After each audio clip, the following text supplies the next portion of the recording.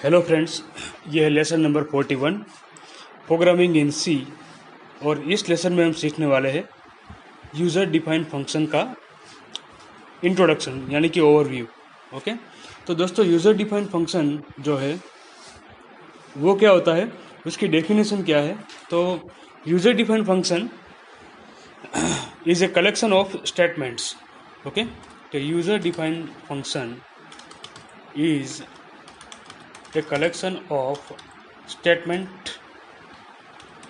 Okay, यानी कि print F, scan F या कोई भी बड़ा सा लॉजिक आप फंक्शन के अंदर रख सकते हो। तो अल्टीमेटली फंक्शन क्या है, collection of statement and that is use for particular task.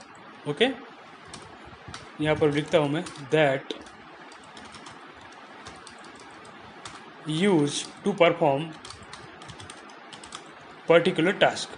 Okay, और स्पेसिफिक टास्क।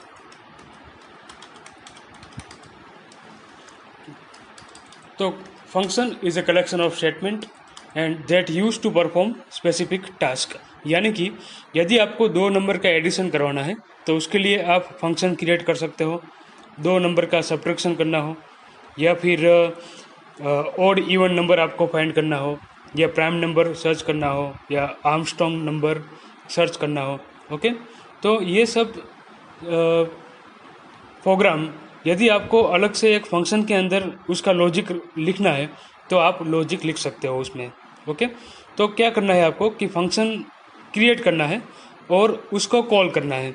तो फंक्शन जब कॉल करोगे आप, तो वो फंक्शन रन होगा और उसका टास्क जो है वो परफॉर्म करेगा।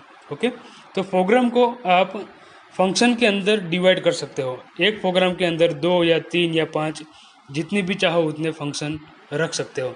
तो function is a collection of statement and that use to perform specific task.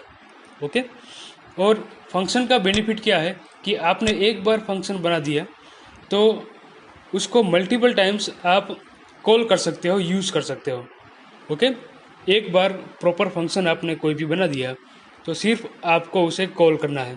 Okay, तो देखिए फंक्शन की यानी कि फंक्शन जो है वो write once run many time, ये कंसेप्ट पर ये काम करता है।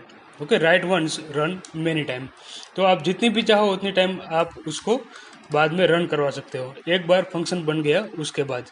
ओके, तो चलिए उसकी सिंटैक्स अब देखते हैं हम। ओके, फंक्शन की सिंटैक्स।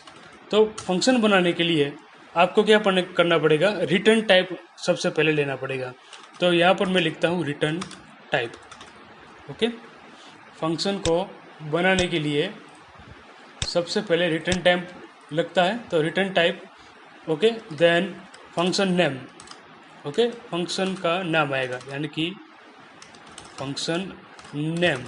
ओके, और यहाँ पर ब्रैकेट आएंगे फंक्शन के,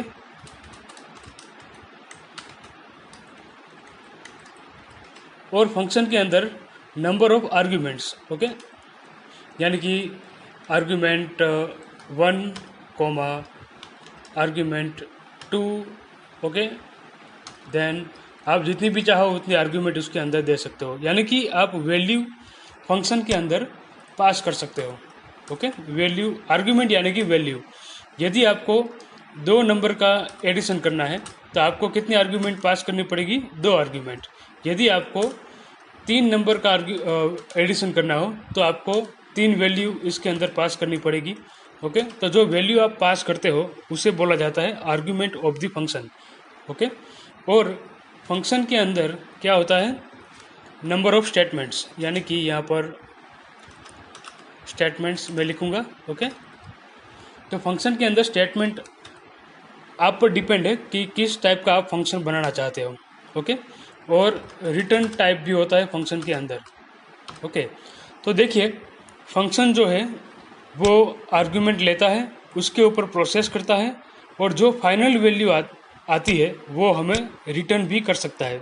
ओके, ये रिटर्न टाइप ऑप्शनल है। ओके, रिटर्न स्टेटमेंट, यहाँ पर रिटर्न स्टेटमेंट आएगा। यदि फंक्शन कोई वैल्यू रिटर्न करता है तो आपको रिटर्न स्टेटमेंट लिखने की ज़रूरत है यहाँ पर। ओके, और यदि कोई फंक्शन रिटर्न वैल्यू करता है तो उसका टाइप यहाँ पर लिखना होता है, उसे बोला जाता है return type of the function. Okay, तो return type, then function name यहाँ पर लिखना होगा। Okay, then number of argument, यानी कि आप दो नंबर का एडिशन करना चाहते हो, सब्ट्रैक्शन करना चाहते हो, तो दो नंबर आपको यहाँ पर पास करना पड़ेगा। ओके, वो स्टेटमेंट एंड रिटर्न स्टेटमेंट, तो ये होता है इसका सिंटैक्स। ओके, तो चलिए इसको अभी मैं थोड़ा डीप में आपको समझाता हूँ। ओके, ग्राफिकली ये देखिए, मान लो कि ये हमारा फंक्शन है। ओके, तो ये फंक्शन वर्क कैसे करेगा, तो सबसे पहले उसका नाम होगा कोई फंक्शन का, तो मैं यहाँ पर नाम देता हूँ एडिशन। ओके, तो फंक्शन का नाम है हमारा एडिशन। ओके, और ये लिखा है ना, मैंने यहाँ पर लिखा argument 1, argument 2 dash dash dash.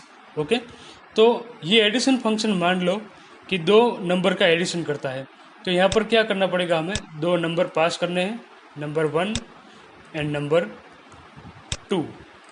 Okay, number 1 number 2।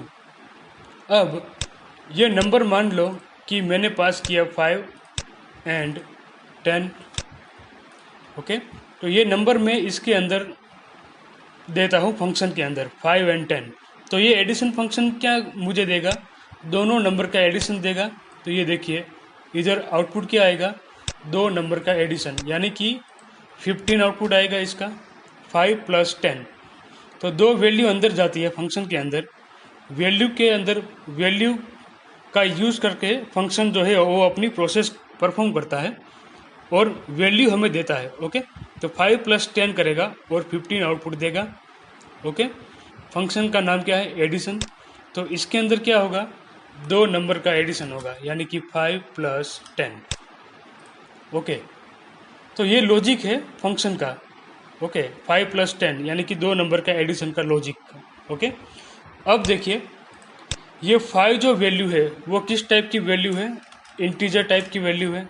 Okay, और ये 10 वो भी किस टाइप की वैल्यू है, इंटीजर टाइप की। ओके, तो हम कह सकते हैं कि एडिशन फंक्शन जो यहाँ पर आर्ग्यूमेंट लेता है वो कौन सी टाइप की आर्ग्यूमेंट है, दोनों इंटीजर टाइप की आर्ग्यूमेंट है।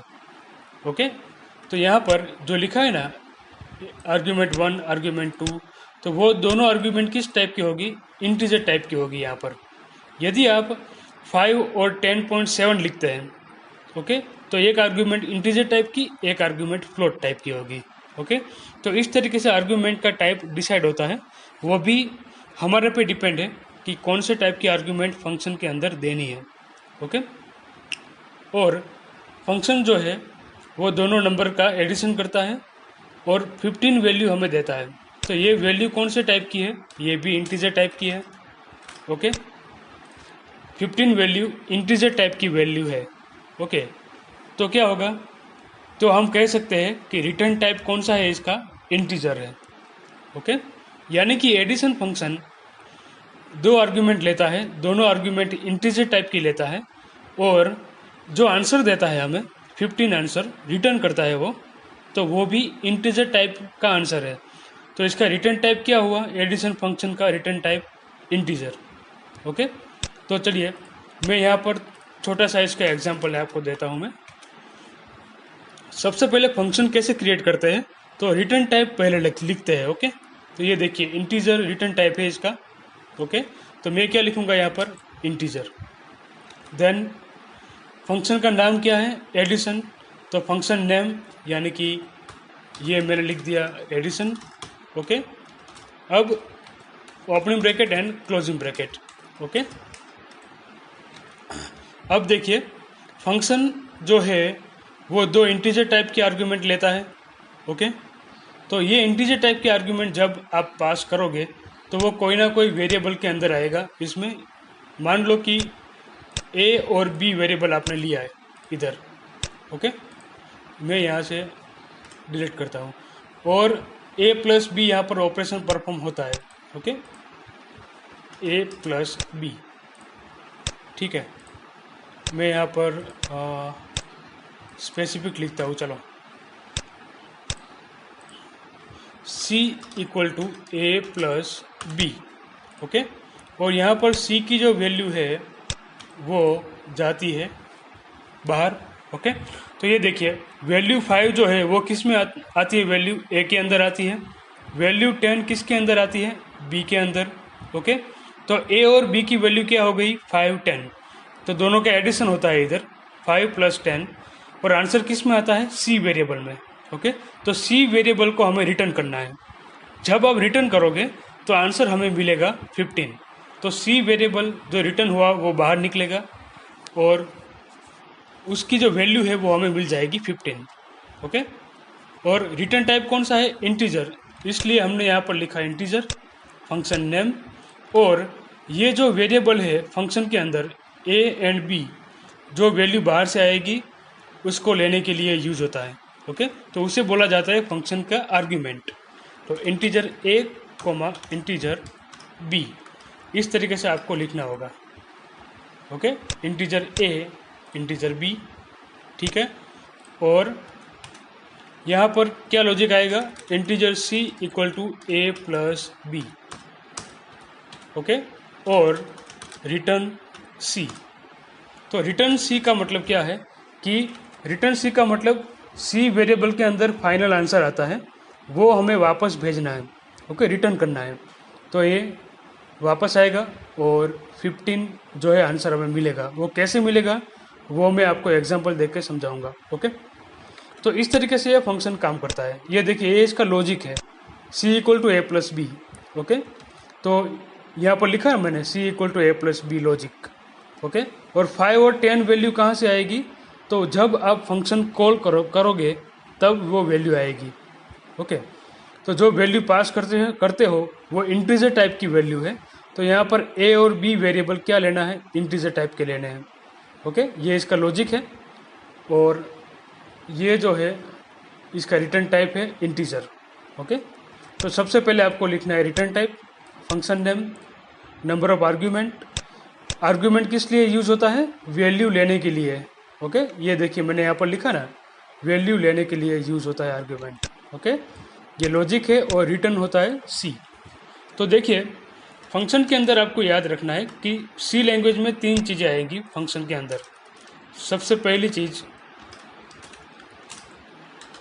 फंक्शन डिक्लेरेशन, दूसरी फंक्शन डेफिनेशन,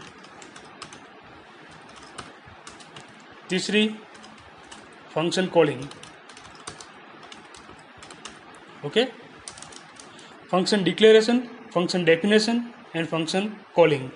तो फंक्शन डिक्लेरेशन का मतलब क्या है कि ये जो हमने फंक्शन बनाया, ओके, उसको डिक्लेयर करना है पहले। ओके, तो फंक्शन डिक्लेरेशन कैसे करते हैं, तो उसके लिए आपको लिखना होता है return type, then function name, और 2 आर्ग्यूमेंट इंटीजर टाइप की आप देते हो तो आपको इस तरीके से लिखना होगा INT, INT। तो ये होता है फंक्शन डिक्लेरेशन। डिक्लेरेशन का मतलब क्या है कि कंपाइलर को पता चले कि इस प्रोग्राम के अंदर इस टाइप का कोई फंक्शन हमने बनाया है। ये फंक्शन डिक्लेरेशन किसके लिए होता है, कंपाइलर के लिए। जब भी प्रोग्राम कंपाइल होता है तो डिक्लेरेशन ऑफ फंक्शन जो है वो कंपाइलर को इन्फॉर्म करेगा कि इस प्रोग्राम के अंदर एडिशन नाम का फंक्शन बनाया हुआ है, और वो रिटर्न टाइप, इसका रिटर्न टाइप इंटीजर है और वो 2 आर्ग्यूमेंट लेता है। ओके, फंक्शन डेफिनेशन का मतलब क्या है कि फंक्शन को हमें क्रिएट करना है। ओके, डिफाइन करना है। तो ये जो हमने ऊपर बनाया उसे बोलते हैं फंक्शन डेफिनेशन। इस तरीके से ये फंक्शन बनाया जाता है। ओके, और फंक्शन कॉलिंग, फंक्शन कॉलिंग का मतलब फंक्शन को हमें कॉल करना है। ओके, वॉइड मेन में से फंक्शन को कॉल करेंगे। तो कॉल करने के लिए क्या करना पड़ता है, फंक्शन का नाम और 2 वैल्यू हमें पास करनी है, एडिशन 4, 5। तो इस तरीके से आप फंक्शन को कॉल कर सकते हो। कॉल करने के लिए फंक्शन का नाम लिखना है, 2 आर्ग्यूमेंट आप पास कर सकते हो। ओके, तो 3 चीज़ें आएगी सी लैंग्वेज के अंदर, फंक्शन के अंदर। ये फंक्शन डिक्लेरेशन जो है वो ऑप्शनल है। ओके, ऑप्शनल इसलिए है क्योंकि यदि आप वॉइड मेन के ऊपर फंक्शन क्रिएट करते हो, वॉइड मेन फंक्शन के ऊपर आप फंक्शन बनाओगे तो आपको डिक्लेयर करने की ज़रूरत नहीं है। पर यदि आपने फंक्शन बनाया वॉइड मेन के नीचे तो आपको डिक्लेयर करना पड़ेगा। ओके, तो ये फंक्शन डिक्लेरेशन इस तरीके से ऑप्शनल है, आप न लिखे तो भी चलेगा, पर फंक्शन आपको बनाना पड़ेगा वॉइड मेन के ऊपर। ओके, तो चलिए हमारे टर्बो C++ के अंदर मैं एक एग्जांपल आपको देता हूँ फंक्शन का, एडिशन फंक्शन क्रिएट करके दिखाऊंगा। Okay, has include stdio, then has include conio void main, okay void main, then इतना तो आपको लिखना है। ओके, clr स्क्रीन को क्लियर करने के लिए get ch। ओके, अब देखिए मैं यहाँ पर फंक्शन डिक्लेरेशन करता हूँ, declaration. Okay, integer addition int, int, तो ये हुआ फंक्शन डिक्लेरेशन। इसको मैं सेव कर देता हूँ प्रोग्राम को, फंक्शन 1। ओके, तो ये डिक्लेरेशन किया मैंने। अब उसकी डेफिनेशन कहाँ पर लिखनी है, तो फंक्शन को मैं बनाता हूँ यहाँ पर नीचे, integer addition. Okay, integer a, integer b। तो इस तरीके से ये फंक्शन लिखा जाता है। और यहाँ पर मैं एडिशन परफॉर्म करूँगा, integer add equal to a plus b and return add. Okay, तो देखिए फंक्शन के अंदर कौन से टाइप की आर्गुमेंट जाएगी, 2 इंटीजर टाइप की आर्गुमेंट। ओके, और फंक्शन जो है वो एडिशन परफॉर्म करता है और वैल्यू जो आएगी वो रिटर्न करता है वैल्यू। रिटर्न का मतलब क्या होता है कि जहाँ से फंक्शन कॉल होगा वहाँ पर वैल्यू रिटर्न हो जाएगी। ओके, ये देखिए मैं यहाँ पर printf लिखता हूँ %d और यहाँ पर लिखता हूँ addition 4,5। Okay, printf %d addition 4,5। तो ये होता है फंक्शन कॉल। ये क्या है, फंक्शन कॉलिंग। ओके, ये जो हमने बनाया नीचे वो होता है फंक्शन डेफिनेशन। ओके, और ये चीज़ जो हमने ऊपर लिखी वो है फंक्शन डिक्लेरेशन। तो फंक्शन के अंदर 3 चीज़ें आती है, ये आपको याद रखना है। फंक्शन डिक्लेरेशन सबसे पहले, okay, function calling, function definition. Okay, जब आप फंक्शन कॉल करोगे तभी ये फंक्शन रन होगा। देखिए यहाँ से फंक्शन कॉल होता है तो ये 4 जो वैल्यू है वो किस में जाएगी, ए के अंदर जाएगी। 5 वैल्यू किस में आएगी, बी के अंदर आएगी 5 वैल्यू। तो 4 + 5 ऑपरेशन परफॉर्म होगा और 9 जो आंसर आएगा वो एड नाम के वेरिएबल में आएगा और वो रिटर्न हो जाएगा। ओके, तो रिटर्न कहाँ पर होगा, तो जहाँ से आपने फंक्शन कॉल किया है वहाँ पर वो वैल्यू रिटर्न होती है। यानी कि printf आपने लिखा है तो आउटपुट क्या आएगा, 9 आंसर आएगा। ओके, यहाँ पर मैं /n लिख देता हूँ और addition equal to %d। Okay, इस तरीके से मैंने लिखा। तो सिंपल सा ये प्रोग्राम मैं अब रन करके दिखाता हूँ आपको। एक एरर है इंक्लूड में, ओके, स्पेलिंग मिस्टेक। ओके, तो ये function declaration, function calling, function definition. ये देखिए एडिशन इक्वल टू 9। ओके, अब मैंने कहा था कि फंक्शन को आपने एक बार बना दिया तो कई बार आप उसको कॉल कर सकते हो। ओके, तो यहाँ पर मैं दूसरी बार लिखता हूँ %d/n, एडिशन। ओके, अब मैं एडिशन करना चाहता हूँ 9 और 8 नंबर का। ओके, तो एक बार आपने फंक्शन बना लिया तो आप जितनी बार चाहो उतनी बार उसे कॉल कर सकते हो। ओके, देखिए 1 2, यहाँ पर मैं 90 80, तो इस तरीके से मैं नंबर चेंज कर रहा हूँ। ओके, मुझे एडिशन करना हो तो सिर्फ मुझे फंक्शन को कॉल करना पड़ेगा। ओके। और हर एक बार वैल्यू ए और बी की चेंज होती रहेगी। ओके, ये देखिए एडिशन 9,8, तो ए की वैल्यू 9 होगी, बी की वैल्यू 8 आ जाएगी। एडिशन 1,2, तो ए की वैल्यू 1 आएगी, बी की वैल्यू 2 आएगी। ओके, और यहाँ पर रिटर्न टाइप लिखा है मैंने, देखिए इंटीजर। ओके, तो रिटर्न टाइप इंटीजर हो तो जब आप रिटर्न स्टेटमेंट लिखे तो वो टाइप इंटीजर टाइप होना चाहिए, यानी कि ऐड वेरिएबल किस टाइप का होना चाहिए, इंटीजर टाइप का। ये आपको याद रखना है। ओके, तो यहाँ पर लिखा है मैंने %d, क्योंकि ये फंक्शन इंटीजर वैल्यू रिटर्न करता है। ओके, अब इसका आउटपुट देखिए आप, तो एडिशन नंबरों का होगा। ओके, और एक चीज़ है कि यदि आप डायरेक्ट प्रिंट नहीं करवाना चाहते हो, ओके, इस तरीके से प्रिंट नहीं करना है मुझे डायरेक्ट, और एक वेरिएबल में मैं वैल्यू लेना चाहता हूँ। Okay, variable answer equal to addition function then 5,6। Okay, और फिर इसको मैं डिस्प्ले करना चाहता हूँ आंसर वेरिएबल को, तो ये हो सकता है सी लैंग्वेज के अंदर। ओके, आप फंक्शन कॉल करें तो डायरेक्ट प्रिंटफ का यूज़ कर सकते हो, या फिर आपको जो भी आंसर आता है वो एक वेरिएबल में लेना होता है और उसको वेरिएबल को फिर डिस्प्ले करो। तो इस तरीके से भी आप फंक्शन कॉल करके ऑपरेशन की जो भी रिटर्न वैल्यू है वो ले सकते हो। Okay okay, declaration not allow here, तो यहाँ पर ओके, ये देखिए 11 आंसर आ गया। ओके, यानी कि क्या होगा, अब एडिशन 5,6, तो ए की वैल्यू 5, बी की वैल्यू 6, एडिशन परफॉर्म होगा, आंसर किस में आएगा 11, रिटर्न होकर आंसर वेरिएबल में। ओके, और आंसर को हमने डिस्प्ले किया। ओके, अब मैंने बताया था आपको कि फंक्शन डिक्लेरेशन ये कंपलसरी नहीं है। ओके, पर जब भी आप वॉइड मेन के ऊपर बनाओ या नीचे बनाओ उसमें कोई फ़र्क नहीं पड़ा। देखिए 11, तो पुराना जो सी लैंग्वेज का कंपाइलर था उसमें इसमें एरर आती है। ओके, यदि आपने फंक्शन डिक्लेयर नहीं किया तो अभी एरर नहीं आ रही है, क्योंकि प्रोग्रामिंग लैंग्वेज जो है वो कंपाइलर जो है उसका, तो हर साल उसमें कोई ना कोई चेंज होते रहते हैं। तो फंक्शन डिक्लेरेशन जो है वो ऑप्शनल चीज़ है, मैंने आपको बताया था, वो नहीं लिखोगे तो भी चलेगा। तो अभी ये देखिए 11 आंसर आ गया।